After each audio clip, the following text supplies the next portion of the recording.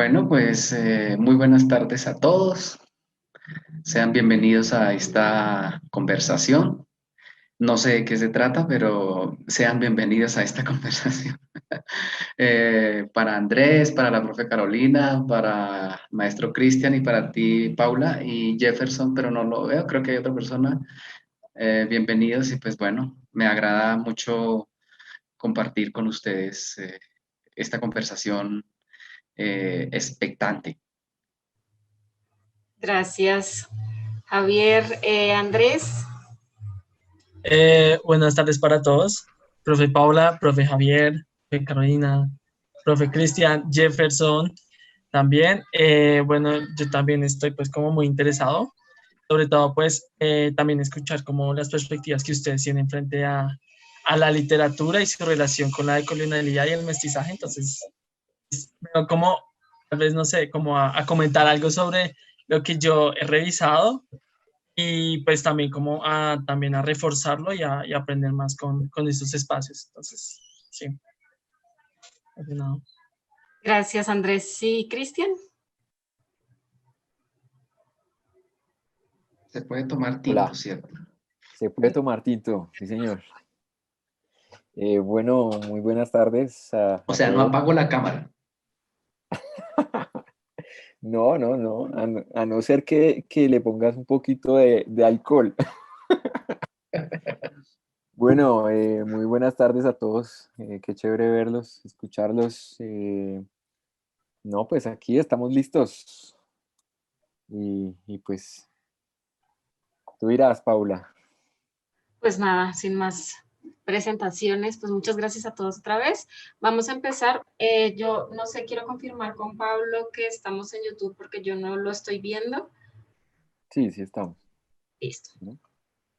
Sí.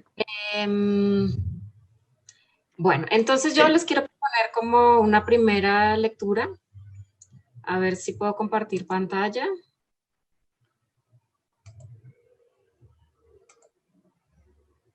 Que es esta, que es de Michel de Certeau. Entonces, este es un textico de Michel de Certeau que es sobre la escritura de la historia y quisiera abrir la discusión pues con este fragmento pues de este texto tan bello. Dice, Américo Vespucci, el descubridor, llega del mar. De pie y revestido con coraza como un cruzado, lleva las armas europeas del sentido y tiene detrás de sí los navíos que traerán al occidente los tesoros de un paraíso. Frente a él, la India América, mujer acostada, desnuda, presencia indominada de la diferencia, cuerpo que despierta en un espacio de vegetaciones y animales exóticos, escena inaugural. Después de un momento de estupor, de ese umbral franqueado por una columna de árboles, el conquistador va a escribir el cuerpo de la otra y trazar en él su propia historia. Va a hacer de ella el cuerpo historiado, el blasón de sus trabajos y sus fantasmas. Ella será América Latina. Bueno, quisiera como empezar con este texto que pues como les digo, me gusta mucho y creo que entre que apropiado y no, ya me dirán ustedes, para hablar de este tema de la decolonialidad, y digo que no, pues porque estamos hablando de un europeo, de un historiador, pues que habla sobre el descubrimiento de América y también digamos que va a empezar a hablar sobre la escritura de la historia, pero creo que es apropiado porque es justamente esa visión que podemos tener del descubrimiento de América y luego de lo que sentimos que podemos ser América, de lo que se ocupa un poco esta teoría de la decolonialidad. Entonces, quisiera abrir la discusión de nuevo pues con este eh, historiador. Entonces, no sé quién quiere empezar. Si quieres, yo les voy dando la palabra y entonces ahí nos vamos yendo. No sé, Javier, ¿qué opinas de la cita? Y pues también que nos des un poco de la perspectiva, tú que has trabajado como tanto este tema, ¿cuál es la perspectiva también teórica que tú le vas viendo como estos estudios de la decolonialidad? Bueno, bueno, Paula. Pues yo creo que la cita, aunque sea, diríamos, tenga de ser todo de dónde es, francés. Francés. Sí, Michel de Certeau. Sí, Michel de Certeau, digamos, aunque sea una cita de un escritor europeo, pues no implica necesariamente que sea una cita colonial, diríamos, ¿no? Porque este asunto de la colonialidad y la decolonialidad, pues, si bien es cierto que se haya situado, no exclusivamente corresponde, digamos, a unos escenarios concretos o específicamente en el contexto europeo. Por supuesto que Europa tiene una gran responsabilidad en esa expansión colonizadora. Sin embargo, también Europa ha hecho procesos decolonizadores, ¿no? Como ocurre hoy día, por ejemplo, en nuestro contexto, que internamente también se llevan a cabo procesos colonizadores y procesos decolonizadores. Entonces, pues a mí me impacta de la cita esa parte final donde señala que sobre el cuerpo de esa mujer que representa América se va a escribir la historia, ¿no? Entonces es un poco, si uno lo mira también de un lado, es como se propina, digamos, el historiar sobre el otro, sobre el cuerpo del otro y sobre el otro, desde lo que trae, desde las ideas y desde las digamos, el juego que hace ahí con la presencia de Colón. Entonces yo creo que esa idea nos permite entender un poco el sentido de lo que podríamos hablar hoy día de lo que sería la literatura, si se quiere denominar en términos eh, como lo citan, literatura decolonial. Creo que ahí ese es un buen indicio, diríamos, para la discusión, ¿no? Para mirar qué es eso que traían los europeos y qué es eso que quedó y qué es eso que podríamos denominar como la literatura decolonial, ¿no? Repito, que se puede denominar, de hecho, pues se encuentra uno como que se habla de, ya en concreto de cuentos decoloniales, pero en términos generales, qué hay en esos escenarios o en esos, como denominan los decoloniales, qué hay en esos intersticios, ¿no?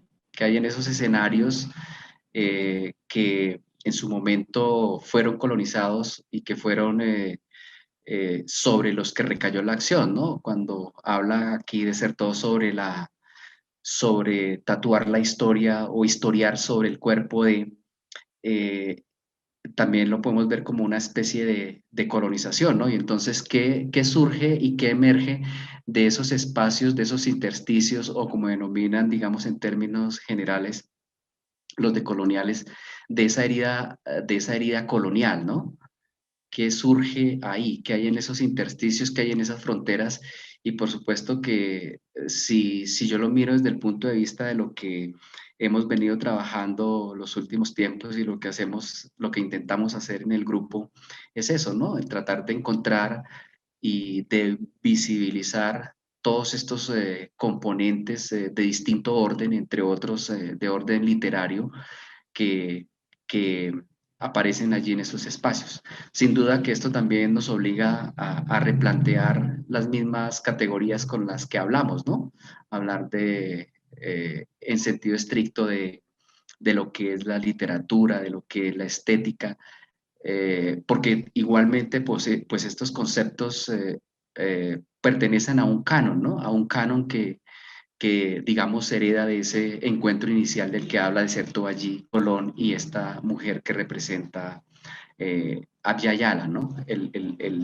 La mujer descubierta, el continente descubierto. Y en ese sentido, como lo estás diciendo, Javier, también es como empezar a escribir, ¿no es cierto? Como darle nombre a lo que aparentemente no lo tenía, ¿no? Ya sabemos que sí, pero es como un poco lo que está señalando Desertó, es como empezar a darle nombre a esto extraño, ¿no es cierto? A esto que no conocía, y obviamente darle nombre, pues desde mi perspectiva del mundo, que esto también es lindo como lo va mostrando allí Desertó, ¿no es cierto? Como este encuentro, pues de la diferencia al final del día, ¿no? Sí. Eh, No sé también, Cristian, ¿qué opinas sobre cómo va apareciendo también la literatura, que tú lo has señalado también muy bien, Javier, cómo la literatura también se va apropiando, ¿no es cierto? Como de esta, por lo menos de una angustia, ¿no? Por lo menos de una pregunta sobre, eh, y luego cómo nos nombramos, ¿no? Porque evidentemente creo que seguimos con esta angustia de lo indominado, porque a veces como que no sabemos todavía, a pesar del paso del tiempo, ¿no? Quiénes somos, cómo somos, y creo que en ese sentido la literatura parece, no sé qué opinas, Cristian, al respecto, la literatura también aparece como ese medio en el que podemos nombrar ese mundo o le podemos dar ahora sí que cuerpo a esto que no entendemos. Bueno, sí, me parece muy interesante la cita.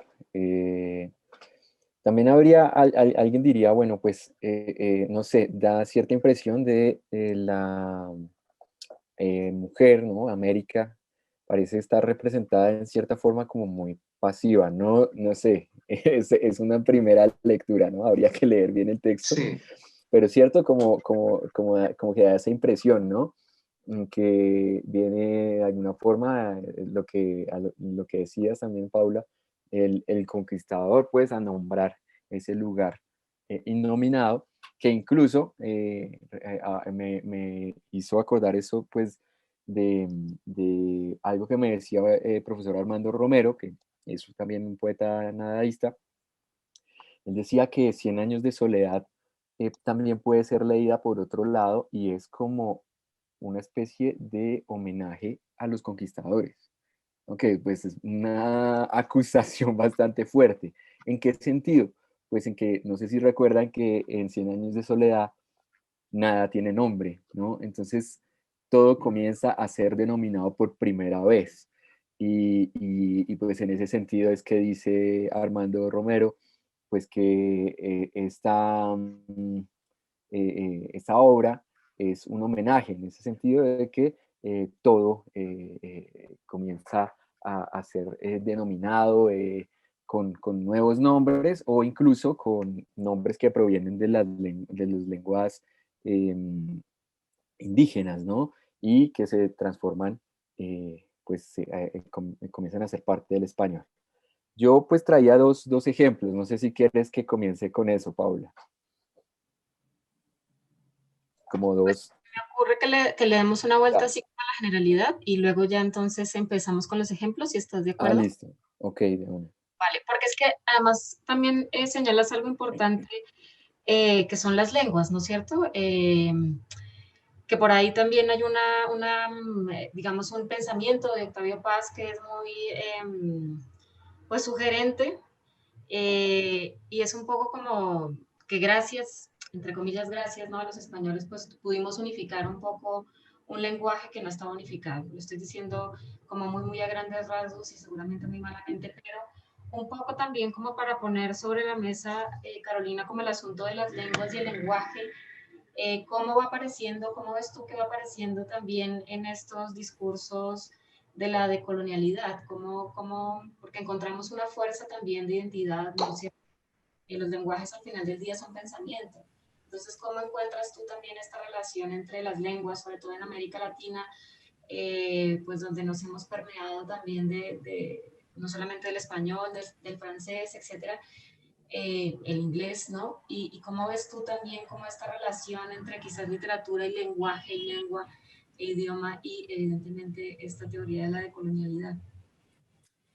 Sí, bueno, a partir del poema que pudimos apreciar, pues comparto, al igual que el profe Javier y Cristian, pues el sentimiento de pronto de esa imposición, ¿no? De una lengua prestada y a la cual, pues, digamos que en este momento podemos agradecer y podemos decir que tenemos una literatura, tenemos una historia, pero estábamos justamente hablando en el semillero hace algunas semanas sobre qué se hizo anteriormente de esa deconstrucción de lengua o de lenguajes que venían atrás y que infortunadamente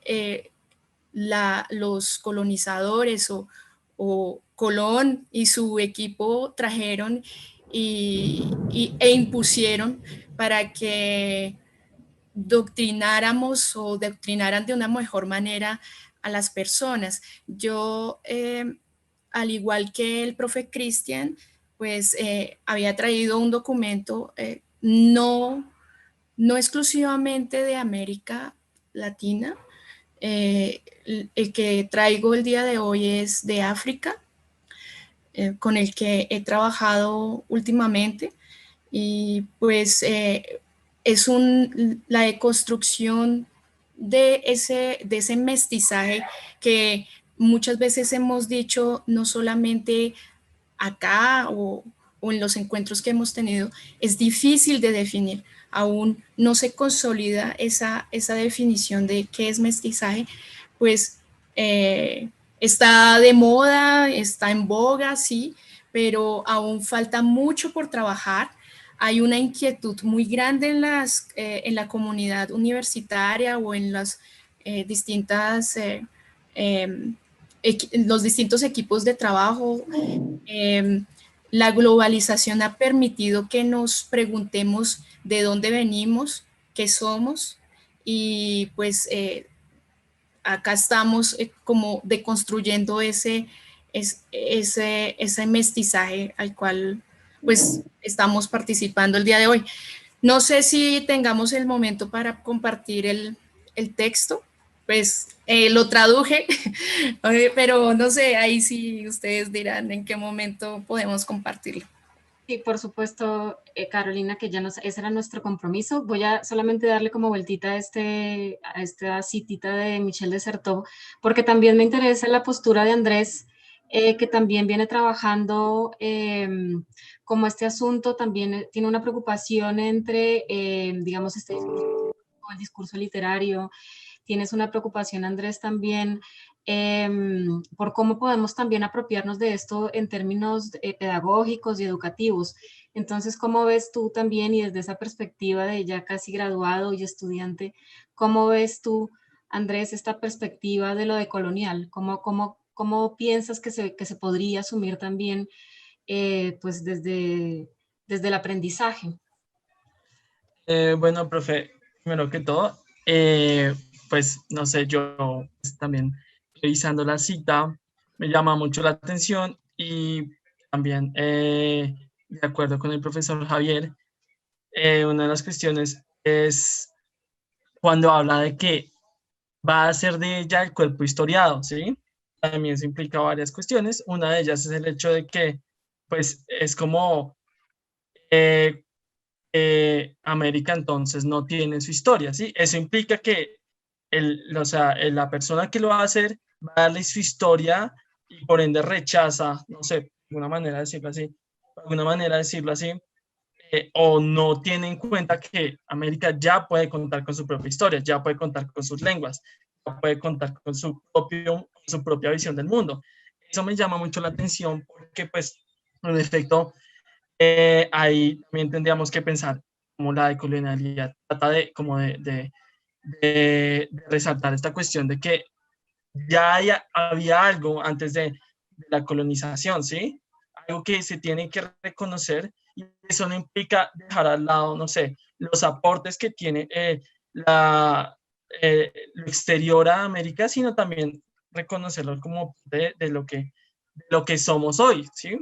Y en aspectos educativos, yo lo pues también como pensar, pues, quién es la persona que hace esta cita, ¿no? Y desde su postura, no sé, como profesor o como historiador. Digo, yo lo podría pensar como estudiante de ciencias sociales desde un lado más de la sociología o de la historia, pero vuelvo al punto de las humanidades y en cuestiones de la literatura, vemos que es una visión completamente diferente, ¿sí? Que abre posibilidades, no sé, de interpretar de otras maneras lo que supone este encuentro entre dos partes que pareciera, y ahí viene también el profesor Cristian, esta cuestión de de pensar, no sé, como América con esta asociación a la mujer, no sé hasta qué punto podría pensar no sé, como lo pasivo, como lo inferior a. Entonces, en esa medida, pues, está aquí, esta cita sí nos permite como pensar, como interpretarlas desde varias disciplinas y desde varios espacios. Sí, de acuerdo, Andrés. Javi me pidió que compartiera otra vez la cita y la tienes, creo que la estás viendo. Sí, Eh, sí, no sé si querías como también replicar algo más al respecto. claro, reiterar, ¿no? Un poquito lo que acaba también de señalar Andrés y es cómo está claro, además en los verbos, si uno analiza desde el punto de vista de la acción, los verbos recaen sobre el cuerpo, ¿no? Sobre el otro, mejor dicho. Y claro, es evidente el acto de colonización y de exotización, digamos, a partir del momento en que se empieza a construir América, ¿no? Como hablan algunos teóricos, y es la construcción de la idea de América, ¿no? Y en esa medida, pues la construcción de lo que hoy día somos. Sin duda que hoy día uno no puede decir que ni renegar de su pasado. O sea, nosotros como latinoamericanos, ¿qué somos? Somos esa mezcla del conquistador, violador, o sea, somos los hijos de la violación, somos el mestizaje de esa violación. Y, y pues hoy día lo que uno puede mirar es que en ese encuentro, como dice aquí, ese estupor, pues se impone todo, ¿no? Se impone la lengua, se impone las creencias, se impone, eh, en fin, todo lo que es se impone una cosa y se destruye la otra. Entonces, a propósito de lo que tú decías acerca de las lenguas, del mismo modo se impone la lengua, ¿no? Se impone la lengua como un dispositivo fuerte de colonización, y en esa medida el hecho, y que va a determinar por muchísimo tiempo, digamos que incluso hasta la actualidad, es que lo que en un principio se denominó literatura, pues fundamentalmente era lo que estaba, bueno, en un principio nosotros sabemos que la literatura pues estaba en estas lenguas transnacionales, pero hoy día o en su momento igualmente la lengua como elemento colonizador pues consideraba pues que lo que correspondía a lo que sería el canon literario sería lo que estaba escrito en esa lengua, ¿no? En esa lengua imperial. Pues hoy día las cosas están cambiando, ¿no? Nosotros claramente podemos entender que no solamente lo que está en lengua inglesa, francesa o en este caso concreto en lengua española, pues es lo que se considera literatura, en el sentido de letra, ¿no? Lo que está escrito en eso. Pues hoy día muchas de las lenguas, por ejemplo, del continente latinoamericano o de Abya Yala, pues han sido llevadas ya a alfabetos, y eso ha permitido, por un lado, llevar la creación de todos los pueblos a la letra, pero no quiere decir exclusivamente que para que sea literatura haya que ser llevado a la letra, ¿no? A la escritura. Creo que esos son conceptos, bueno, muchos conceptos que, como tú señalabas también, hay que empezar a resignificar, ¿no? Y a reelaborar, porque, pues claro, nosotros nos hemos visto a través de la historia con esas categorías que nos han impuesto las ciencias europeas, y con esto tampoco quiero decir ni quiero dar la idea de que hay que renegar contra ese aporte que ha hecho, digamos, Europa a Occidente. El asunto está en que hay que mirarlos y hay que saberlos mirar, ¿no? Y hay que replantearlos en todos los campos, en el campo de las ciencias sociales, en el campo del arte, en el campo de la literatura y en el campo de la lectura, ¿no? Porque Cristian señalaba muy bien, y es que 100 años de soledad, la crítica, la escuela y la academia nos han enseñado a leerlo de un modo. Yo creo que tenemos que hacer también lecturas decoloniales. Y yo creo que, por ejemplo, eso que plantea Romero tiene un valor importante, como tal vez nosotros conocemos las discusiones que recientemente han planteado feministas en torno a cómo leer 100 años de soledad, ¿no? También leerla, hacerle una lectura feminista, si se quiere, a la obra, sin que eso signifique, pues, que hay que renegar contra lo que se ha construido. Eso, fundamentalmente quería como añadir eso. Que lo que dices es muy importante, ¿no es cierto? Porque tenemos como a veces categorías muy estáticas que no sabemos cómo resignificar y de repente lo que tendríamos que hacer sí que es no solamente resignificar categorías, sino inclusive crear categorías propias, ¿no es cierto? Que es Sí, como, en cierto sentido, que claro, ha costado un poco, ¿no? Como crear esas categorías. claro, mira, hay una idea clara a propósito de la lengua, cuando tú señalabas, es que pues todas las categorías también están creadas en esas lenguas, ¿no?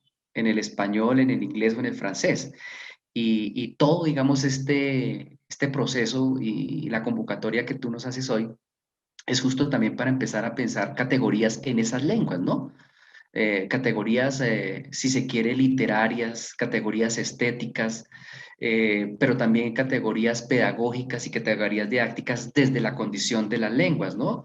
Creo que eso es un gran aporte, por ejemplo, que hoy día hacen los pueblos indígenas o los pueblos afrodescendientes también, o el campesinado, por ejemplo, cuando empiezan a pensar sus procesos internamente y como procesos propios, ¿no? La idea, por ejemplo, de pensar eh, en Minga, ¿no? Por decir algo, a cambio de pensar en el trabajo cooperativo, ¿no? Entonces, el trabajo cooperativo que tiene unos autores duros y tesos en Norteamérica y en Europa, pero ¿por qué no pensamos nosotros desde la categoría qué es el trabajo en Minga, por ejemplo? Entonces, creo que ahí juegan un papel clave las lenguas y el conocimiento de su existencia, ¿no? Eso es como lo que quería añadir. Sí, de acuerdo contigo, como esa necesidad que tenemos de crear categorías y otra vez de nombrar un poco el mundo desde nuestra perspectiva. Sí, Y en ese sentido, Cristian, pues creo que la literatura juega, insisto, un papel como fundamental, ¿no es cierto? Sí que bebe evidentemente nuestra literatura contemporánea, bueno, de Occidente y al final del día pues también somos parte de Occidente, pero la literatura busca como diferentes maneras de aproximarse al mundo, ¿no es cierto? Diferentes maneras, eh, pues de mostrar lo que inclusive a veces no se muestra, ¿no? Que quizás ahorita vamos a ir un poquito al asunto. No sé, Cristian, si ahora sí nos quieras compartir un poco y qué piensas también como esta apropiación que la literatura hace del lenguaje y cómo va mostrando también otras posibilidades como de pensarnos al final del día. Listo. Sí, bueno, yo creo que ahí voy a intentar como ir hilando un poco con lo que pienso compartirles y con lo que vamos conversando, que me parece muy, muy interesante. Entonces, pues yo pensé en dos ejemplos. Uno de ellos es César Vallejo, y el otro es el movimiento antropófago en Brasil. Entonces, bueno, quería compartir los textos así como muy brevemente, pero antes pues un contexto, ¿no? Como ustedes saben, pues César Vallejo pues, es un poeta peruano, tal vez uno de los poetas, de los grandes poetas latinoamericanos, ¿no? Digamos que un referente para la poesía latinoamericana. César Vallejo era hijo de sacerdotes, de una familia de sacerdotes españoles y pues de una indígena inca, ¿no? Entonces, creo que es un ejemplo muy, digámoslo, bastante intenso de lo que vendría a ser eh, eh, una de tantas posiciones respecto al mestizaje, ¿no? Y a esa posición de estar ahí, como dice Cortázar, es estar entre, ¿no? Y bueno, a ver si logro aquí compartirles la pantalla. Ay, no logro. Ah, sí. Safari. A ver, compartir. ¿Y esto cómo se hace? Bueno, no lo logré. Profesor, primero ahora la presentación en el escritorio y después en la conferencia compartir pantalla. La presentación, es que no es una presentación, es un PDF, sino que me sale ahí un signo de admiración. Abrir preferencias del sistema. No puedo. No, hola, ¿me escuchan? Sí. No, tendría que volver a reiniciar el Zoom, según me dice. Entonces voy a leerlo. Es el texto de Vallejo. Se titula Voy a hablar de la esperanza. Voy a leer simplemente un fragmento. Bueno, aunque es una página solamente, pero dice así. Yo no sufro este dolor como César Vallejo. Yo no me duelo ahora como artista, como hombre, ni como simple ser vivo siquiera. Yo no sufro este dolor como católico, como maometano, ni como ateo. Hoy sufro solamente. Si no me llamase César Vallejo, también sufriría este mismo dolor. Si no fuese artista, también lo sufriría. Si no fuese hombre, ni ser vivo siquiera, también lo sufriría. Si no fuese católico, ateo, ni maometano, también lo sufriría. Hoy sufro desde más abajo, hoy sufro solamente. Bueno, voy a hacer un salto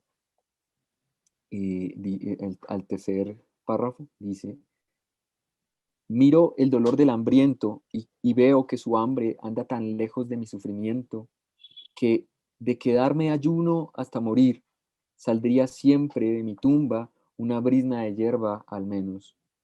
Lo mismo el enamorado, que sangre la suya más engendrada para la mía sin fuente ni consumo. Bien, el poema es un poquito más largo, como para darles una idea.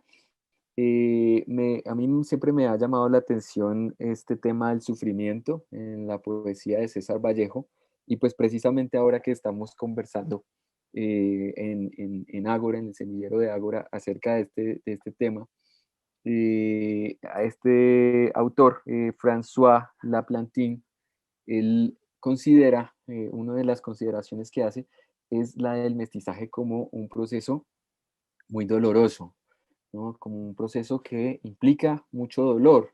Y pues yo creo que Vallejo en sus poemas de una u otra forma lo representa, sobre todo porque también Vallejo es de alguna manera un antecedente cultural de lo que vendrían a ser los movimientos populares, de lo que vendría a ser la misma teología de la liberación, por ejemplo, en ese sentido de integrar el cristianismo y casi como americanizarlo, ¿sí? Bueno, esa es como una de las caras que quería proponer, y la otra es este movimiento. Bueno, igual ahí me hago, es apenas un acercamiento muy superficial, y la otra es el manifiesto antropófago. Como bien les decía, es parte de un movimiento del modernismo brasileño, y pues me parece un texto bien interesante, por ahí si lo pueden buscar, Manifiesto Antropófago, de Oswald de Andrade. Digamos que es la otra cara, ¿no? Yo siento que es como una cara más jocosa, más una cara, de alguna manera, una versión un poco con más humor, con ironía también.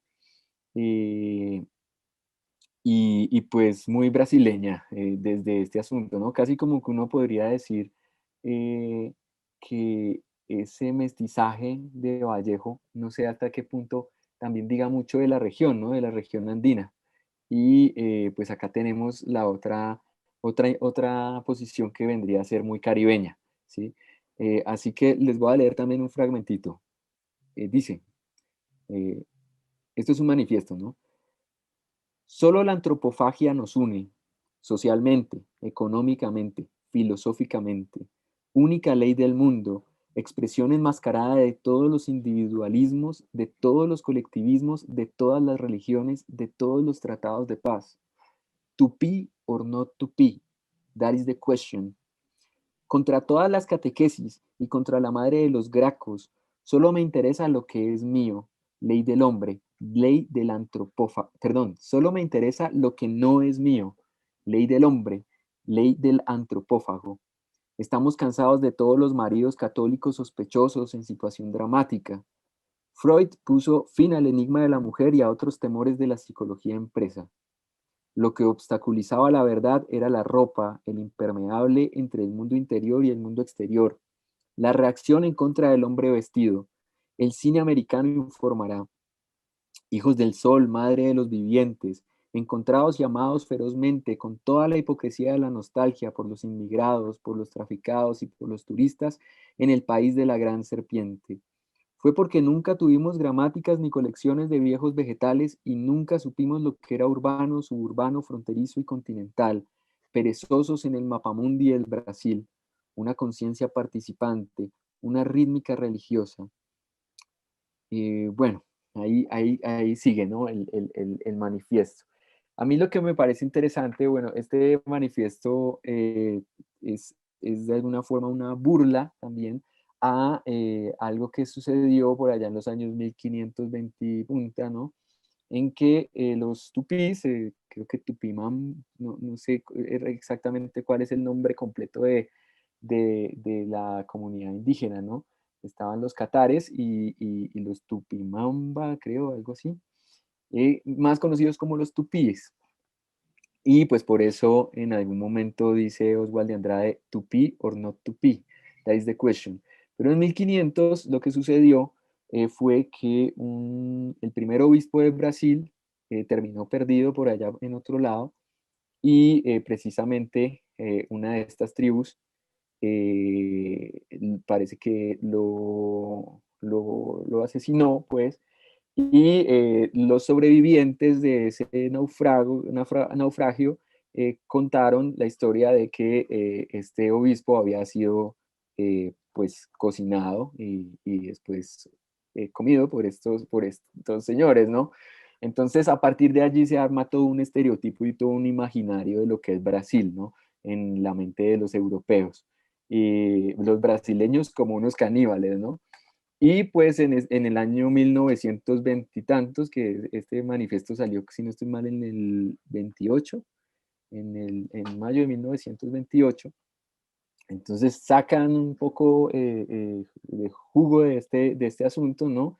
Digamos que lo voltean un poco, ¿no? Como sí, somos caníbales, pero somos caníbales en la medida en que nos apropiamos de todo lo que no es nuestro, ¿no? Y yo creo que en esa medida, pues, más mestizo para dónde, ¿no? Y sobre todo, pues, creo con una buena carga de sentido del humor y digamos, en eso que decías, Paula, hace un rato, o creo que Carolina, de lo difícil que es definir esta situación del mestizaje, de ponerle cuestiones de, digamos, maniqueas, ¿no? De bueno o malo, sino que es un concepto muy complejo que puede tener diferentes aristas, ¿no? Entonces está por un lado, digamos, ese pesimismo, esa nostalgia, la melancolía e incluso todo el tema social de Vallejo, ¿no? La preocupación por los oprimidos, por los explotados también, por los mineros también, incluso él tiene una novela, ¿no? El tungsteno, acerca de las personas explotadas en las mineras. Y el otro lado, digamos, otra versión, ¿no? No es el otro lado, sino es otra versión, pues, del mestizaje, un poco más en términos de burla, incluso desde nosotros mismos, ¿no? En términos de los mestizos, los caníbales, ¿no? Eso, era como un poco como para proponerles ahí algo más de conversación, eran como los dos ejemplos que yo quería compartirles. Pues que señalas allí, Cristian, pues una cantidad de cosas importantes y sobre todo una dualidad también que hay alrededor del concepto de mestizaje. Pues lo que tú dices, ¿no es cierto? Es el sufrimiento, es el otro, es el alter, el que no es reconocido, el que no encuentra un lugar en el mundo, pero también está, digamos, esa otra visión, como dices aquí y como lees, ¿no? Más antropófago, más inclusive malicioso, porque también hay una visión un poquito del pillo, del mestizo, ¿no es cierto?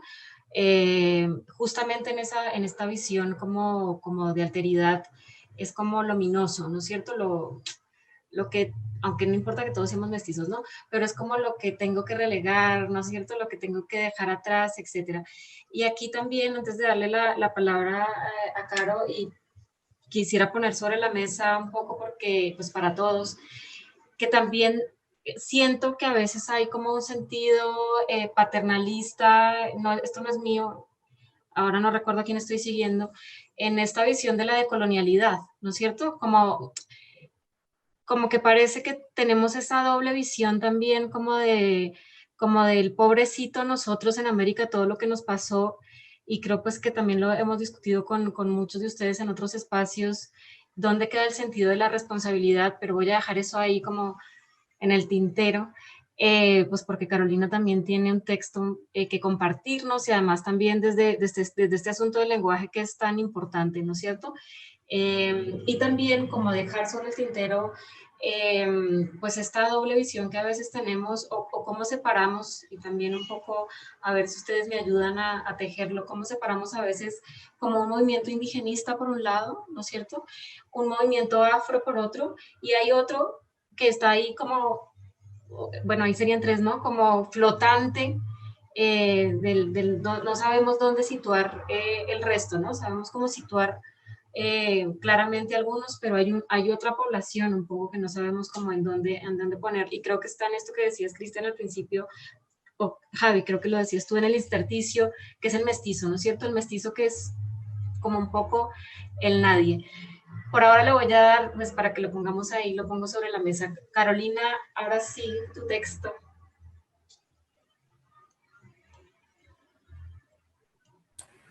No sé, ¿me escuchan ahí?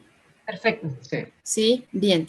Pues antes de dar la lectura al texto, yo les hice una mini presentación. Yo sé que no estamos en una clase ni mucho menos, pero es como para ponerlos en el contexto de la lectura, ¿sí?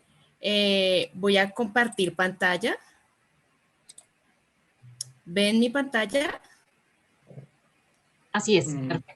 Excelente. Sí, profe. Bueno, del texto que les voy a leer se llama en francés La carte d'identité. Y más que todo lo centro también sobre la identificación de quién soy yo y quién es el otro, el reconocimiento del otro. Bueno, yo de pronto les quería preguntar si han perdido su cédula o algo así, porque ese es el contexto en el que se mueve el libro, pero por cuestiones de tiempo sé perfectamente que no podemos entrar en esta pregunta tan casual o tan trillada que es, se me perdió la cédula, ¿qué pasa ahí? Entonces, el libro es de Jean-Marie Diafi y este señor, este escritor, no se imaginan, es uno de los escritores más importantes, se podría decir, de Costa de Marfil. Ganó el premio de literatura africana, de negritud africana, es como el equivalente al premio Nobel en África, y justamente lo ganó el mismo año en que ganó el premio Nobel Gabriel García Márquez, ¿sí? Como para ubicarlos en el tiempo. ¿En qué consiste su literatura? Y un poco retomando la idea del profe Javier o la invitación que nos hace ustedes mismos, que cuál es esa búsqueda de géneros, esa búsqueda de nuevas categorías, nuevos discursos. Pues bien, él en el momento que crea su obra, hace como una ruta de liberación, quiere encontrar cómo liberarse de la esclavitud y encontrar sobre todo sus raíces, ¿no? Entonces, se dice que su literatura, ay, perdón, se me está en francés en una parte, bueno, pero es una escritura explosiva. ¿Por qué? Porque si ustedes ven el libro, pues hay un juego de géneros, tiene el género novela, comienza con una novela, después continúa con un teatro y sigue al final del texto con una poesía. Él hace en realidad una escritura que se llama ensasa, que es para él el producto de varios pedazos de tela multicolor. Yo no sé si tienen en su mente en este momento como los trozos de tela con los que se visten los africanos. Yo ahorita les muestro, es esto, si se dan cuenta, no sé, los trozos. Entonces, él decía que su escritura se reflejaba a partir también de la construcción de esta tela. En lengua añí se llama ensasa. Es el nombre dado al pedazo de tela confeccionado a partir del ensamblaje de varios trozos de paño, pero pues que en traducción sería como taparrabos o pareo. Bien, para entrar en el texto, ya voy a parar aquí, que les voy a compartir el texto. Esperen un segundo. Creo que me pasó lo mismo que el profe Cristian. No me lo va a dejar compartir. Solamente me dejó compartir la presentación. Bueno, bien, no importa. Tocaría salir nuevamente y entrar. Hice la traducción de un capítulo que me parece uno de los capítulos más cruciales. Son dos personajes, el colonizador llamado Cacatica y el colonizado que se llama Meledumont. Es el héroe de Jean-Marie Adiafi. Entonces les voy a leer el pedazo que escogí de capítulo 5. Bueno, dice, lo traduje el título como la identificación. Mientras que el comandante Cacatica hablaba, perdía el control de sí mismo. Su furia crecía cada vez, una especie de rabia histérica, tanto así finalizada la confrontación, casi babeaba como si tuviera una crisis de epilepsia. Cacatica dice, ¿qué poseían ustedes antes que nosotros? Nada, nada. Meledumont responde con un suspiro. Otra vez dice Cacatica, ¿qué eran ustedes antes que nosotros? Nada, nada. ¿Qué sabían antes que nosotros? Nada, nada. No tenían nada, no sabían nada, no eran nada. Esa es la realidad. Por eso pudimos colonizarlos. Eran un vacío, un gran vacío, un abismo profundo. Eso solo se puede lograr cuando hay un vacío. Hemos visto en la historia de la colonización de los pueblos colonizadores adoptar la cultura del pueblo colonizado. Roma adoptó perfectamente la cultura griega, una horda de caníbales sin ciencia, sin técnica, sin organización social, una horda gobernada por costumbres feroces y extrañas. Eran hombres sin sentido. Francia, en su infinita generosidad, les ha dado todo: cultura, arte, ciencia, tecnología, salud, religión, lenguaje. Como niños, entiende, como niños. Francia los hizo emerger de la nada. Francia los sacó de la oscuridad para guiarlos en su camino negro con la luz blanca. No tenían nada, no eran nada, ni siquiera existían. Estaban a oscuras, en tinieblas. No eran nada, no tenían nada, no sabían nada. Eran hombres sin cabeza y sin rostro. En la historia de la humanidad, cada pueblo ha aportado algo, inventado algo, aunque sea una aguja para beneficio y riqueza común, al menos una semilla en el granero de todos. Pero ustedes, ¿qué han inventado? ¿Qué han descubierto o qué han creado? Nada.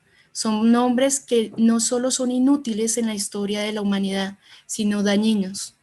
La vergüenza de la especie humana, que han hecho bien con la poca inteligencia que Dios les dio, que han hecho con los pocos dones que la naturaleza les ha otorgado.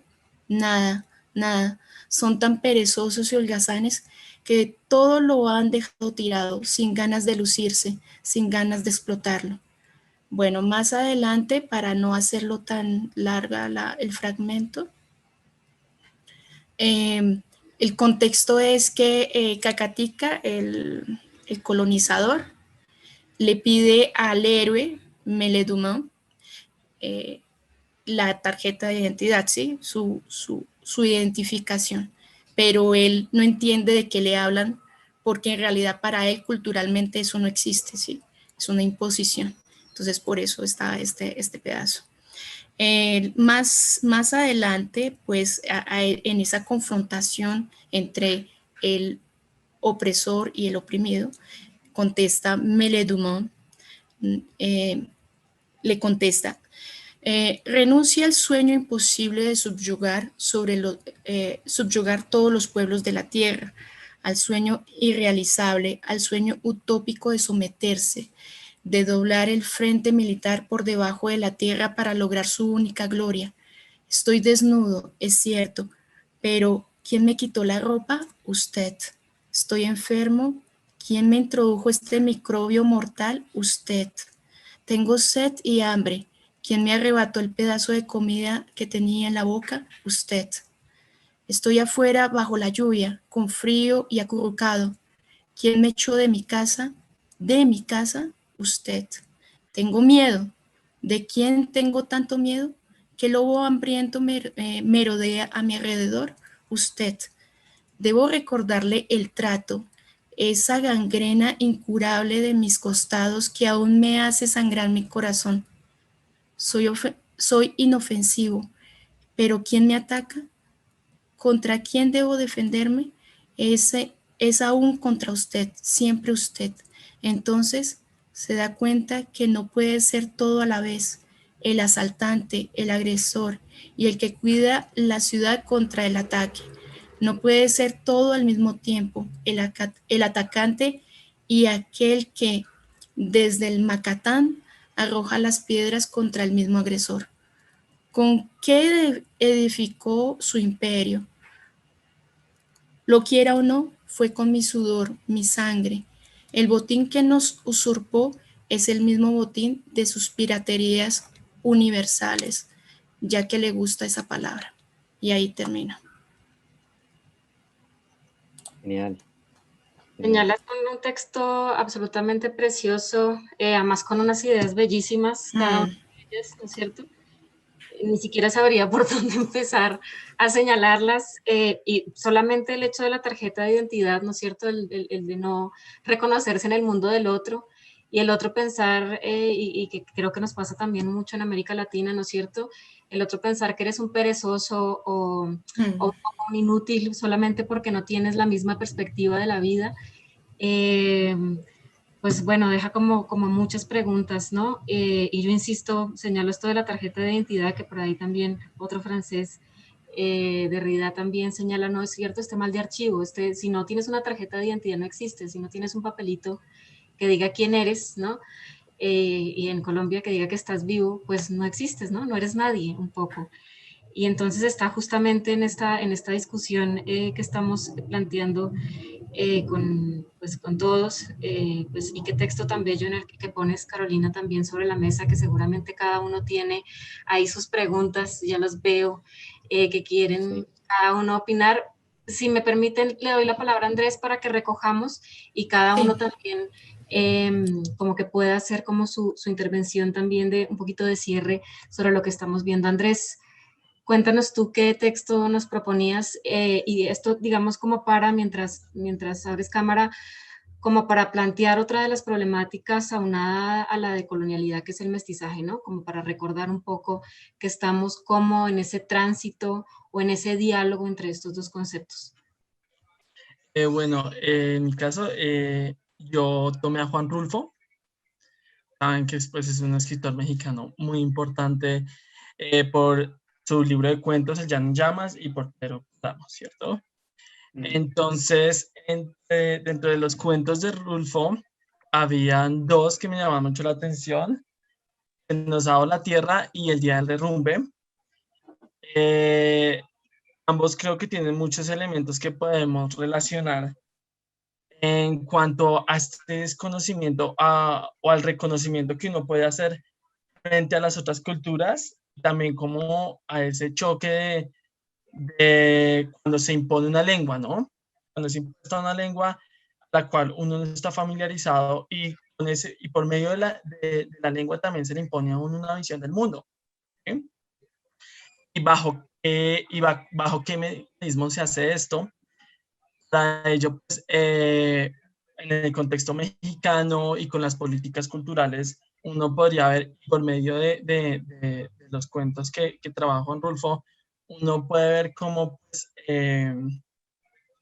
se hace bajo un discurso de mestizaje. ¿Sí? El mestizaje acá toma una forma más de discurso de identidad, en el que se busca que todas las personas se sientan identificados con tanto las raíces indígenas como con el colonialismo español. Entonces, yo quise retomar una parte del texto del El Día del Derrumbe. Pues es narrado por uno de los que fueron testigos, en efecto, de un día, de un acontecimiento que ocurrió, según ellos, en septiembre, en el que hubo un desastre natural y asistió el gobernador. Entonces ya tampoco, pues no voy a tratar de compartir, simplemente les voy a comentar una parte que me pareció muy importante. Ya después de que pasa el desastre natural, llega el gobernador a este pueblo, ¿cierto? Este pueblo lejano. Eh, Pareciera que todo el mundo se olvida de el desastre y de las personas afectadas de la llegada del gobernador. Y es entonces que aquí aparece el fragmento que les quería comentar. Entonces comienza, ¿eres bueno para eso de la memoria? Melitón. Melitón es el que acompaña la reconstrucción de los hechos, es quien tiene mejor memoria. El narrador recurre a él más de una ocasión para que trate de ayudarle a reconstruir cómo fue, de qué manera ellos vieron lo sucedido ese día. Entonces, ¿eres bueno para eso la memoria, Melitón? No cabe duda. Y fue esa, el gobernador no más reía. Dio saber dónde estaba el cuarto del baño. Luego se sentó nuevamente en su lugar, olió los claveles que estaban sobre la mesa, miraba a los que cantaban y movía la cabeza, llevando el compás, sonriendo. No cabe duda que se sentía feliz porque su pueblo era feliz. Hasta se le podía adivinar el pensamiento. Y a la hora de los discursos, separó uno de sus acompañantes que tenía la cara alzada, un poco borneada a la izquierda, y habló. No cabe duda de que se las traía. Habló de Juárez. Nosotros le teníamos levantado en la plaza y hasta entonces supimos que era la estatua de Juárez. Nunca nadie nos había podido decir quién era el individuo que estaba encaramado en el monumento aquel. Siempre creíamos que podía ser Hidalgo, Morelos, Venustiano Carranza, porque en cada aniversario de cualquiera de ellos, allí les hacíamos su función, hasta que el patricinto aquel nos vino a decir que se trataba de don Benito Juárez y las cosas que dijo. ¿No es verdad, Melitón? Que tienes tan buena memoria, has de acordar bien lo que recitó aquel fulano. Es entonces que aquí aparecen varios elementos que yo también había pensado cómo retomar. Y es primero como pues después de hacer como la bienvenida al gobernador y con las intervenciones pues de sus acompañantes, apareció un momento interesante y es que ellos no reconocían quién era ese personaje que estaba en la plaza, quién es Benito Juárez. Y pues cuando nos remitimos es la estatua del presidente de ascendencia indígena, ¿sí? Y ¿cuál es la finalidad de recurrir a la estatua de este presidente? Pues, está muy ligado con los discursos que se utilizan en torno a la participación de todos los mexicanos, ¿sí? Y es muy relacionado con el hecho de que pues, Benito Juárez es de ascendencia indígena, entonces bajo esa premisa tal vez consideran que podrían acercarse y hacer que todos los campesinos se sintieran como identificados y como apelar a esta cuestión de de que todos hacen parte de la nacionalidad mexicana. Esto es muy importante porque vemos que en efecto ellos no conocen quién es ese personaje, ¿sí? No hay un acercamiento con él. Y por otra parte también viene algo, es que con esta explicación que se hacen quién es Benito Suárez, viene a que comienzan a tratar no sé, de implantarle estos íconos, estos personajes, a la visión de los campesinos, ¿sí? Y lo otro, pues, por lo que también es bastante largo, es el discurso. El discurso que da varias veces el gobernador está muy relacionado a esta cuestión de darles a todos ellos este reconocimiento de que son parte de esta nación, ¿sí? Todos son iguales, todos tienen los mismos derechos. No obstante, no es lo que ocurre realmente porque eh, lo posible el gobernador trata de simplemente mantenerse alejado de todas las personas del pueblo y ya tampoco lo tienen como en un reconocimiento. Saben quién tiene un cargo en el poder, pero más allá de eso no saben cómo funciona, ¿sí? No tienen un entendimiento sobre este mundo. ¿Por qué? Porque no tienen una participación realmente, ¿sí? En que vuelvo al punto de que en el discurso se les da como son parte de este mestizaje, son parte de esta nación mestiza, pero en cuanto a participación o reconocimiento, no la hay, ¿sí? Y vuelvo a este punto de cómo el discurso de este gobernador está un poco ligado a un a esta cuestión de tratar de apelar a la importancia de la unidad, ¿sí? De recordar esos ideales que hacen, pues, de México una nación mestiza. Esto me lleva mucho a pensar como el lenguaje, ellos en sí tampoco lo entienden, no entienden el léxico que maneja el gobernador, tampoco no tienen en cuenta las referencias a las que hacen, pero el hecho de que el gobernador trate de acercarse a ellos como, me duele lo que ha sucedido, me mortifica porque todos somos parte de una nación, todos somos mestizos, es muy interesante porque vemos que realmente el gobernador podría pensarse como en estas dinámicas de la persona que fue colonizada y trata de colonizar a a este pueblo que realmente pues tampoco le interesa que ocurra esto. De hecho ellos en el texto refieren al gobernador como el susodicho, ¿sí? Como el fulano, o sin mayor importancia. Y lo más interesante es que esto puede ser un poco extraño, pero el pueblo, uno piensa que por una parte no tiene interés y en efecto muchos de ellos no lo tienen, pero hay otra parte, que son los que vienen con el gobernador y que hacen que ese día del derrumbe de esa situación se vuelva más importante, no sé, el hecho de que ya ha venido el gobernador del estado a ponerle atención como a los damnificados por este desastre natural. Y ya. Andrés, pues además traes a colación a un escritor fantástico para estos temas, ¿no es cierto? Que es Juan Rulfo, que además es muy crítico también un poco de lo que pasa con, inclusive con la Revolución Mexicana, que es como un poco la representación de la mexicanidad, ¿no?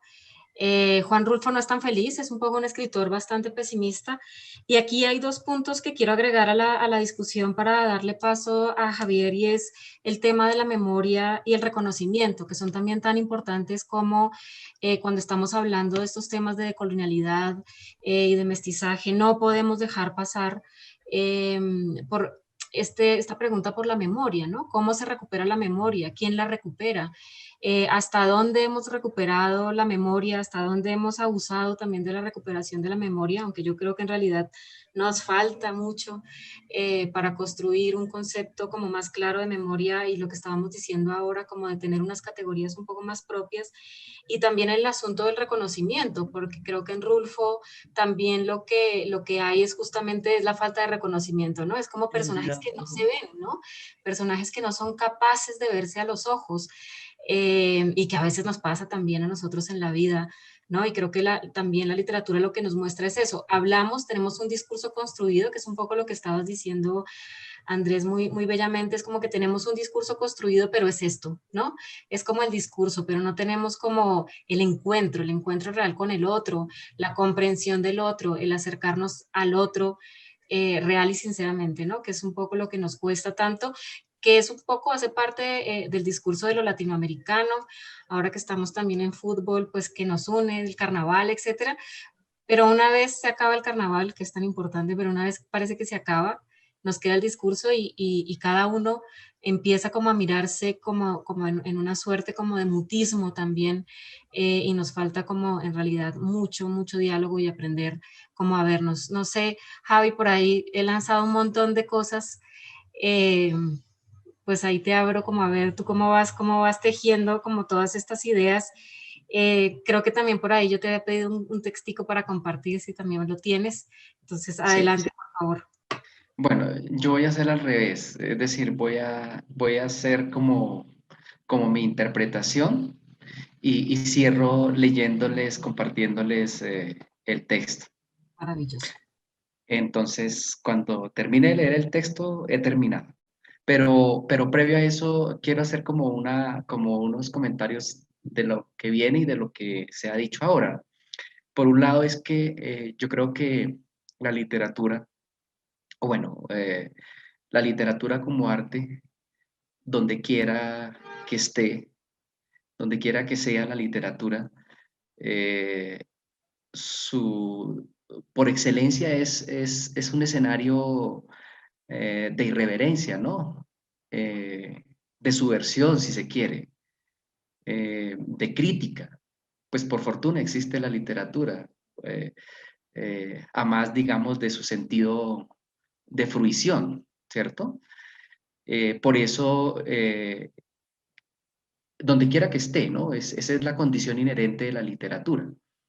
Entonces, yo creo que el hecho latinoamericano nos ubica también como en esa condición que han señalado Cristian y, y Andrés en dos autores, diríamos, canónicos, clásicos. Por supuesto, Vallejo en el campo de la lírica y, y perdón, y Vallejo en el campo de la lírica y el que nos compartió Andrés, se me fue, en el campo de Rulfo, Juan Rulfo, en el campo de los años, ¿no? En el campo de la narrativa.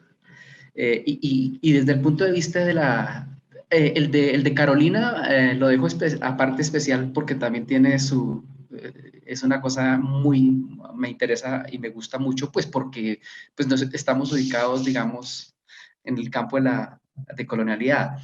Entonces, lo que uno percibe, digamos, de estos dos autores canónicos en tanto creadores de una gran literatura, pues es esa postura crítica del ser latinoamericano, ¿no? Desde la teoría decolonial se plantea el hecho de una corpopolítica y una geopolítica del conocimiento, corpopolítica y geopolítica, es decir, el lugar de enunciación, quién enuncia y desde dónde enuncia, ¿no? ¿Quién como cuerpo, qué corporalidad enuncia y dónde está situada esa corporalidad? Entonces uno entiende el valor significativo, eh, valioso de todos estos autores y en este caso particular los dos ejemplos canónicos importantísimos que nos mencionan con Rulfo y Vallejo. Eso por un lado. Por el otro, digamos, en cuanto al de Carolina, a mí yo lo encuentro muy cercano al, a a los planteamientos que hace MSC, un teórico por un lado de la teoría decolonial, pero también un poeta, ¿no? De Martinica, y donde claramente, si uno podría hablar de literatura decolonial, pues él también se sitúa, digamos, en esa condición particular de la herida colonial, diríamos, ¿cierto? De la frontera, del intersticio, ¿no? Y creo que ese es un poco lo que sentí yo, que es también como la condición, el cuerpo que enuncia en la literatura que nos compartió Carolina, ¿sí? Entonces, creo que esas son como dos componentes, digamos, del ser latinoamericano y de la literatura latinoamericana, diría. Que, bueno, eso por un lado. Por el otro lado, yo creo, como dice Paula, que hay unas tendencias y es la misma creencia de victimizarse, ¿no? Entonces, ay, somos los colonizados, somos los mártires, somos... No, yo creo que tampoco, esa no es... creo que victimizarse como latinoamericanos, creo que no hace bien. Sin embargo, lo que yo creo es que diríamos como al estilo del autor que nos leyó Carolina o al estilo de M.S. Ser, eh, y al estilo de todos los otros grandes escritores del canon literario, llamémoslo así, pues siempre quieren, diríamos, expresar esa condición del ser latinoamericano, eh, pero no como víctimas, ¿no? No como víctimas, no, sino como seres humanos, ¿no? Como cualquier ser humano. Entonces, eso hace que realmente uno tenga o que valore muchísimo el hecho no es victimizar, sino más bien saber y responderse por una pregunta histórica y por una pregunta ontológica, y es que ¿quiénes somos, no? ¿Quiénes somos como latinoamericanos? Una pregunta histórica, una pregunta ontológica, y es conocer nuestra historia y saber nuestra historia, que es distinto, por ejemplo, al victimizarse, ¿sí? Y en tercer lugar, diríamos en el campo o paralelo a este canon literario, digamos desde la teoría decolonial o desde otras teorías, se plantean las otras literaturas o las literaturas otras, o algunos ya las remarcan como oraliteraturas, ¿no? Entonces se habla de la oraliteratura latinoamericana, que no es que esté ligada específicamente a la transcripción oral de experiencias, sino que igualmente, es decir, se nombra de ese modo en tanto que forma la que produce el cuerpo que crea, es un cuerpo que está en la condición de frontera, en la condición de la herida colonial. ¿Sí? Por ejemplo, pues una cosa es ser afro y otra cosa ser indígena y otra cosa campesino y otra cosa citadino. Y bueno, y todo lo que significa, lo que va configurando nuestra corporalidad física y también mental, diría, ¿no? Entonces, yo voy a compartir desde ese punto de vista. Bueno, y digamos, si uno piensa, por ejemplo, el hecho de nuestros pueblos latinoamericanos, y todas las constituciones lo reflejan de la década de los 90, y es que por primera vez legalmente las constituciones empiezan a reconocernos todos, América Latina, en cada uno de su país, como países multiétnicos y multiculturales, ¿no?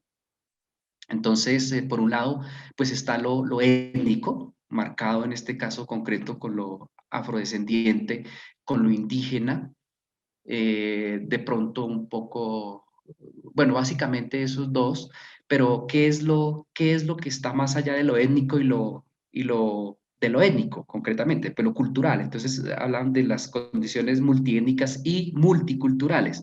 Entonces, ¿dónde está esa multiculturalidad? Esa culturalidad está mucho más allá de lo que es lo étnico, ¿sí?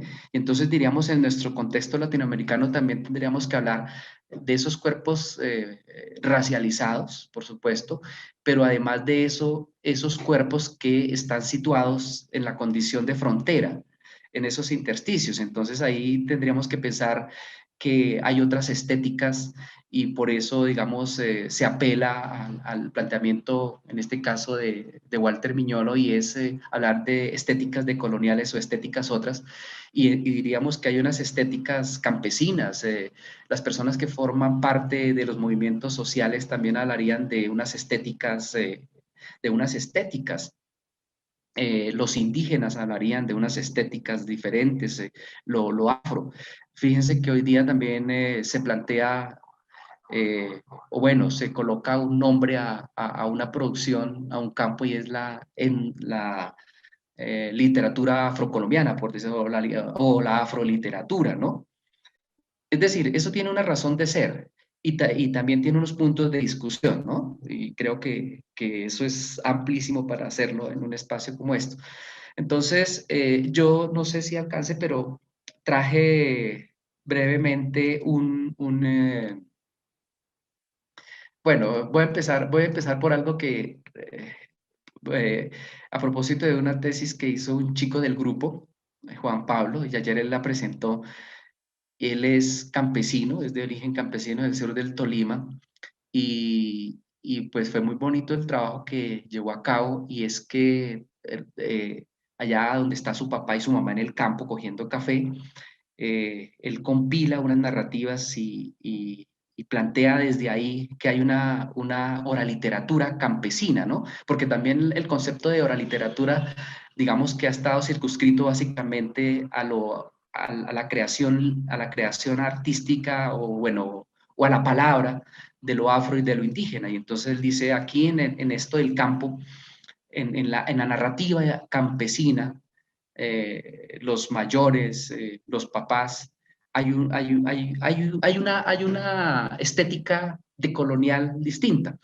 Y les quiero compartir primero este relato y luego remato con uno de un indígena. Este está titulado al estilo del arcipreste Edita, de cómo se perdían los marranos chiquitos y aparecían ya gordos al otro lado del río. Me recuerdo cuando contaban una vez este señor que cuando sembraba yuca allá en los guayabos,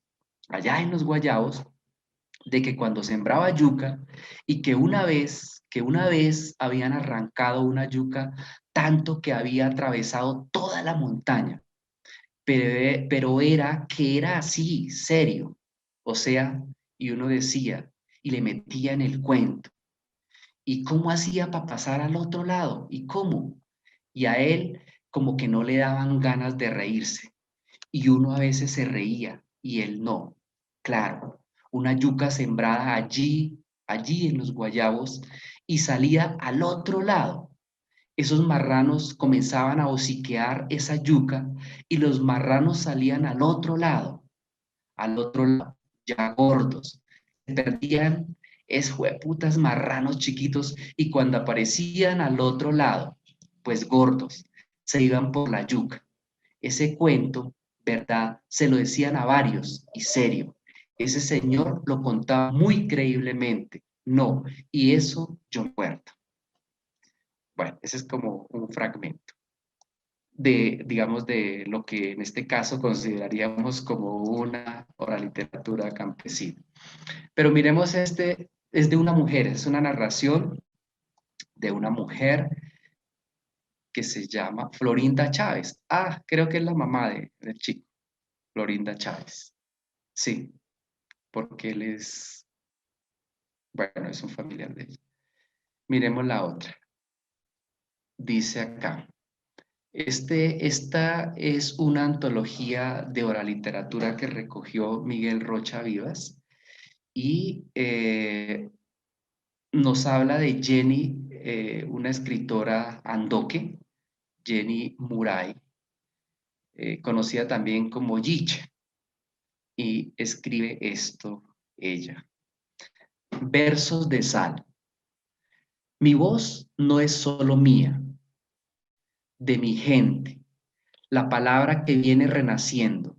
Yo soy la portavoz, aunque joven, mujer, madre, en mí resuena una voz que viene desde antiguo, palabra que no muere, versos de sal, poemas que se dicen.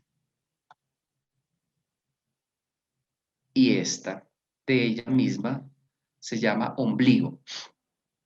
Dice, antes al dueño de este mundo no le cortaban el ombligo, pero a nosotros, generación humana, ese cordón de luz, cordón de sabiduría, pues nos lo cortaron y quedamos vacíos. Ya ahora vivimos de este mundo, comemos del fruto de este suelo. Antes nos formamos con aquel otro alimento, de aquel tuvimos vida, con él vimos la luz. De eso estoy hablando. Por eso, en estas hojas estoy abriendo el libro que es el pecho de mi madre. Me siento, estoy hablando. Ya mi voz está naciendo. Mi palabra ya dialoga en este suelo con los nombres de la tierra. Es mi trabajo. Y cierro con este de Rafael Mercado de Pieyú. Es un poeta guayú.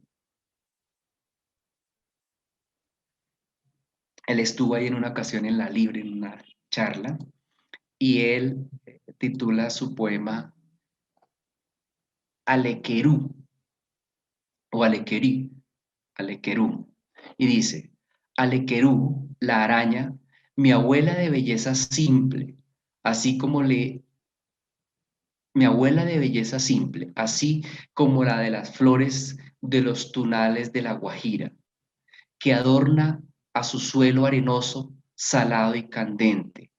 Alequerú, con sus salivas sagradas y vírgenes, creó hilos centelleantes para tejer historias primigenias, que hoy se encuentran expresadas en las figuras geométricas de Canaspi. Alequerú, a sus nietas guayú, sabias y modestas, les heredó el arte de tejer. Por eso sus dedos son virtuosos y sagrados, porque tejen relatos míticos. Alequerú, mi abuela de belleza simple, así como la desnuda sombra de la noche poblada de quietud, adornada por la belleza titilante de la constelación, seres primigenios que inauguraron el origen. Alequerú, mi abuela de belleza simple, hija de las profundidades de la naturaleza, crecida bajo el amparo de la noche y del frío de la madrugada, dejó tejida mi cosmovisión. Listo. Maravilloso lo que lees y creo que estamos cerrando un poco como empezamos, que es muy bello, ¿no es cierto? Como con nombrar la tierra y nombrarla también desde otros lugares, ¿no es cierto? Desde otros lugares para nosotros, evidentemente. Qué lindo lo Desde que... otros lugares de enunciación, desde otros cuerpos. Exactamente. Tan, como decimos, tan absolutamente necesario. Ya se nos está agotando el tiempo, pero no quiero que nos vayamos sin que cada uno en 2 minutos como que también haga un cierre un poco de la conversación pues, que hemos llevado a cabo, que además nos da como para seguir, ¿no? Para no interrumpir este diálogo maravilloso, pero sí quisiera que cada uno como que fuera cerrando en 2 minutitos. ¿Cómo podemos recoger todo lo que hemos dicho aquí? ¿Cómo podemos seguir pensando, como decías, Javi, cómo la literatura nos permite, ¿no es cierto?, pensarnos diferente. Al final del día, creo que es la literatura, como decías, también libera, también, qué bueno que es crítica, qué bueno que nos muestra otras cosas, ¿no? Y creo que la literatura es como este eje que nos puede unir también para seguir pensándonos y nombrándonos desde diversos puntos. Cristian. Bueno, sí, me gustó mucho lo que leyó Javier, muy chéveres esos textos. Sí, pues digamos, más que cerrar, yo creo que siempre este es un tema abierto también, ¿no? Entonces, digamos que yo pues quiero insistir un poco en este asunto de la paradoja que significa ser mestizo, ¿no? Como iniciaba Javier, pues decías esta paradoja de ser de alguna manera producto o de ser em, provenir del violador, pero también del o de la violada, ¿no es cierto? Es decir, de ese encuentro bastante violento, ¿no es cierto? Pues como que me quedaba sonando esa idea por algo que decía también Octavio Paz, ¿no? Que decía él, siempre hay una parte india de uno que no deja de pelearse con una parte española. Y yo creo que en alguna medida ese vendría a ser también nuestro gran conflicto, ¿no? En términos interiores y en términos también de sociedad, ¿cierto? Creo que también vale la pena mirar eso, ¿no? Cuando nos identificamos con el indígena, y me parece que también en esa medida es una cosa como bastante compleja, o sea, en términos de la sociedad, ¿no? Cuando vino la minga, todo el recibimiento que se le hace, pero al mismo tiempo muchas veces todo el olvido en el que cae el movimiento indígena y que, es más, que tengan que venir hasta aquí para poder hablar con alguien que no les presta oídos y haciendo un poco eco de las palabras de Spivak, ¿no? De ese subalterno, de si en realidad tiene voz el subalterno, si es escuchado, ¿no? Porque tiene voz, es un hecho, pero sí hay alguien que lo escuche, esa es la pregunta, ¿no? Con lo que decía un poco Andrés, el tema de Rulfo, se me venía un poco a la cabeza esa hermandad entre Rulfo y Vallejo, y de alguna forma esa hermandad también un poco pesimista, un poco con un cierto aire pesimista, esperanzado, pero no deja de tener una atmósfera triste, ¿no? También muy mestiza, creo yo.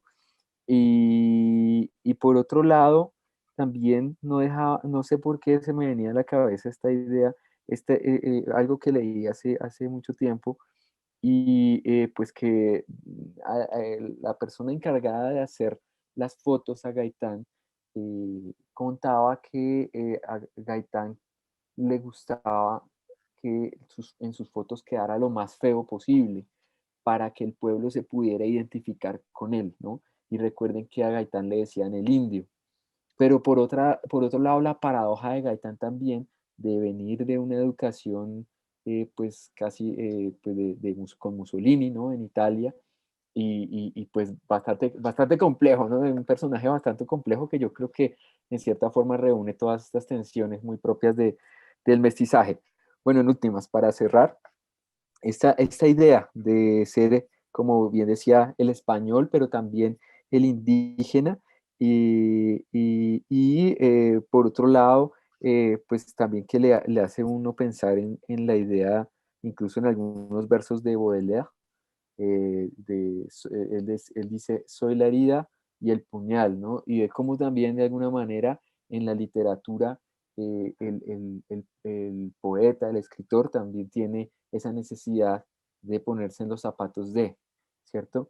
Y en esa medida necesitamos de este tema, ¿no? De ponernos siempre en los zapatos de los demás y en ese sentido creo que están los intersticios de los que también hablaba Javier y bueno, no sé, muchas otras cosas más que yo creo que no alcanzamos por aquí a decir, pero bueno, en ese asunto de las paradojas del mestizaje era que yo quería también insistir. Que es un tema súper importante, como dices, Cristian, y que seguramente tendremos que seguir por ahí, pues necesariamente en esta discusión. Carolina. Sí, bueno, pues no me esperaba escuchar un texto de Juan Rulfo. Soy, digamos que, apasionada con Juan Rulfo, pero no me había ido hacia esa estructura, a ese llamado que hacemos todos y y me quedó sonando la estructura narrativa, digámoslo así, de los poemas con los que nos deleitó el profe Javier. Me llevaron a pasajes de Juan Rulfo justamente, por la cuestión del maíz, de los sonidos, porque hay sonidos, ¿sí? O sea, esas onomatopeyas toman forma y es como ustedes dicen, es un lenguaje que es de otra cultura, del otro, y que puede resignificar una literatura propia. Entonces, pues muy de verdad, me parece que el espacio, aunque, perdón, limitado y todo, pues nos abre como puertas, nos abre la posibilidad de entender esas posturas, esas otras posturas que son válidas, porque acá la discusión, bueno, retomando un poco el texto, el autor que leí, pues hace una crítica, perdón, es que estoy un poco enferma de la garganta, una postura crítica frente a lo que el otro impone a la literatura universal que llamamos, no victimizando, ni mucho menos, sino esa postura que, que muchas veces hasta en la escuela nos la dan, ¿sí?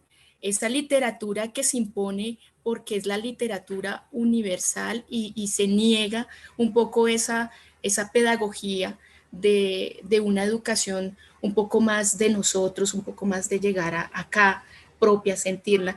Es una discusión, es otro tema, lo sé, pero es una discusión que se da, por lo menos en mi campo, en la enseñanza del francés. Tenemos métodos de francés. Yo cuando enseño didáctica, bueno, que he tenido a Andrés en clase, les digo, busquen otra cosa. Tenemos muchas cosas nosotros para aprender y sacar adelante el idioma francés, pero no tenemos que ir nuevamente a los anales, es decir, ir a una literatura que llamamos profunda, que llamamos auténtica. Bueno, no sé, ahí queda de pronto mi reflexión y muy agradable los poemas o los pasajes que nos da a conocer el profe Javier, que son propios y que valdría la pena divulgarlos. Absolutamente, Carolina, muchas gracias también por tu intervención y todo lo que vas resaltando, y claro, este amor que sentimos muchos por Rulfo, ¿no? Siempre es un maestro que está presente. Andrés. Bueno, por mi parte, pues yo también me siento como con varias preguntas entre todo lo que han comentado la profe Carolina, el profe Javier y el profe Cristian, sobre primero como las distintas formas en las que se puede, no sé, pensar el mestizaje y la decolonialidad, ¿sí? Como sobre desde qué posición y con qué finalidad. También pienso mucho la finalidad, porque y retomo mucho a lo que yo encontraba con Juan Rulfo, y es que el mestizaje decía que en este caso se volvió un mecanismo para acentuar como la esencia nacional, y de esta manera pues como que las personas como que se podían, no sé, como que aceptarlo, como de alguna forma así, como que se legitimaba, pero ¿a quiénes se legitimaba realmente el mestizaje, sí?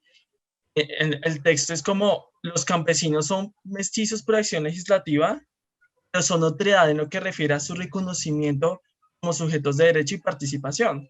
Vemos que esto en nuestro contexto pasa con lo de la minga, ¿no? Se reconocen de alguna forma dentro de la Constitución, cuando vienen acá a pedir sus derechos, a hacer participación, no se les escucha. Entonces, ¿en qué casos, no? Esta cuestión del mestizaje se da. Y otra cuestión es, y retomo, no sé, los textos, los escritos que el profesor Javier nos compartía, yo creo que ahí va, difiero con esta cuestión del cierre, y es pensar que en efecto este tipo de escritos, este tipo de literatura es que nos permite como seguir cuestionando estas dinámicas, discursos, estas dinámicas, discursos coloniales, ¿no? O sea, ¿qué y de qué manera? Nos invita, yo creo que, a seguir haciéndonos preguntas sobre nuestra identidad. En el caso de Rulfo, obviamente, sobre la identidad de mexicano. En nuestro caso, es eso lo que decía el profesor Javier, de esa lucha del indígena y el español, si eso hace parte de nuestra identidad. Y es aquí cuando yo digo como es importante continuar con este tipo de espacios y seguir fomentando esta literatura que nos permita como explorar, seguir explorando estos cuestionamientos y cuestionamientos que creo que nos permiten, no sé, seguir diversificando, seguir resignificando lo que decían los profesores, las categorías, ¿no? ¿Qué categorías nosotros abordamos desde nuestro contexto, desde nuestras condiciones, el hecho de ser mestizo o el hecho de, no sé, de venir de procesos de colonización? Bueno, pues se nos está ya ahora sí terminando el tiempo. A todos muchas gracias. Creo que esto es apenas el inicio de un diálogo necesario, importante. Yo quiero agradecerle a cada uno de ustedes por su participación, porque cada uno de los aportes fue absolutamente extraordinario. Creo que todos vamos a quedar todos quedamos con un montón de preguntas. Quedamos también pues, con las ganas de seguir, insisto, con este diálogo pues, que nunca se interrumpe, ¿no es cierto?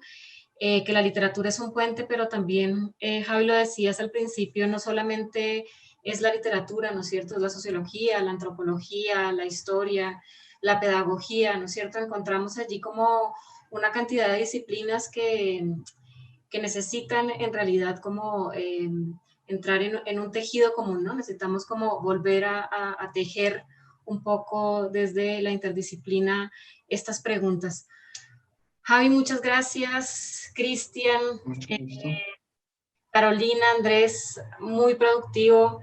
Qué reflexiones tan precisas las que han hecho y les agradezco muchísimo, muchísimo haber atendido como a esta invitación. Los textos además que cada uno compartió creo que nos dejan también como una puerta abierta para seguir estas reflexiones.